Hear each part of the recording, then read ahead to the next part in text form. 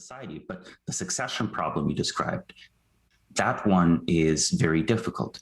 No one ever fully understands what is our origin, right? Sure. Human origins. Maybe you know what your family is, maybe even when your religion was founded, maybe you know things about your nationality, things about your childhood, but you're never going to recreate the set of experiences that went into making you, the essence either.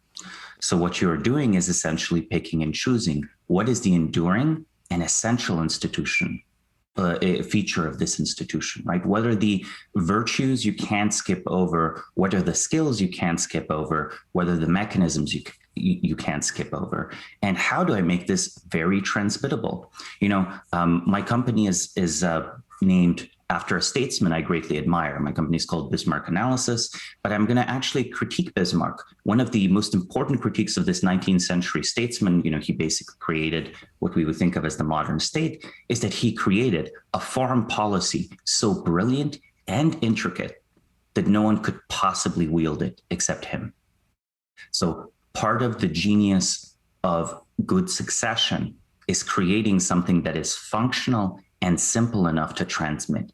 Even if you're capable of creating a greater artwork, a greater science, a greater company, pause to consider, will I be able to hand this on?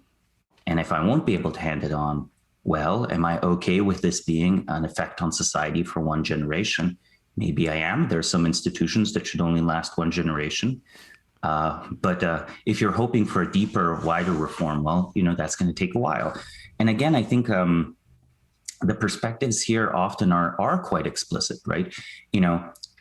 Religion is always tricky to talk about, but if you look at the New Testament and Jesus's message, it's definitely intended to be something that slowly transforms all of society, even if only a small number of people ever became Christian. Or if you say read Confucius, right, who's more a philosopher, his perspective is that there's a slow outward radiation of the right way of being, of the right way of living, starting with, say, filial piety and continuing with this, service to the common good in the state, and so on.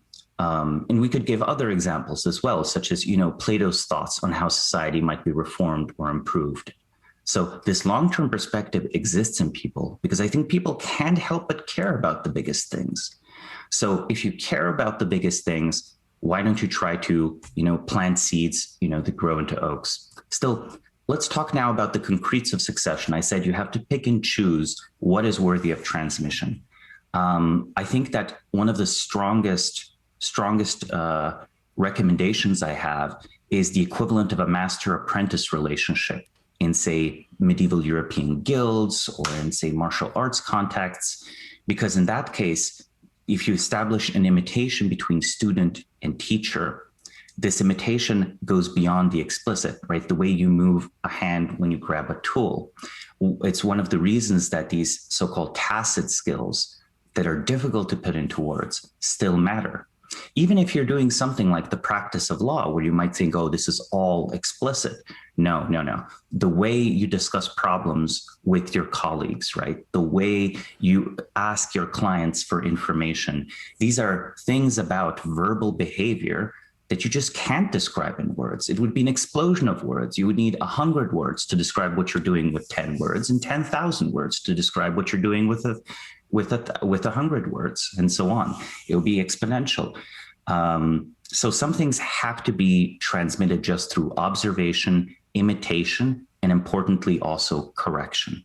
If those are internalized successfully and deeply, I think interesting things can happen. Important about the master-apprentice relationship isn't just imitation between, teacher and student and all of that. It isn't just the opportunity to closely observe someone at work. It is also the apprentice is exposed to similar constraints and problems as the teacher is, right? They're doing the same type of business. Look, they're not just bringing you coffee, though they might start by bringing you coffee. You have to give them the same type of work that you do, menial or not, and let them succeed or fail at it. And if that happens, then, incentives, instead of being something you're trying to shield your successor from, become your allies in molding your successor. I could give some other historical examples of how this has worked. Like beyond that, that approach, there's also the question of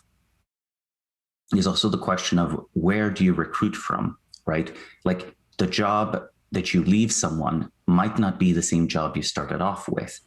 You know, if you are recruiting for a successor for a company that started off as just you and your friends, but now is like 50,000 people or 5,000 people, well, maybe, you know, searching in the same corners of society that you search for your friends initially, maybe that won't work. Sometimes it might, but maybe it won't.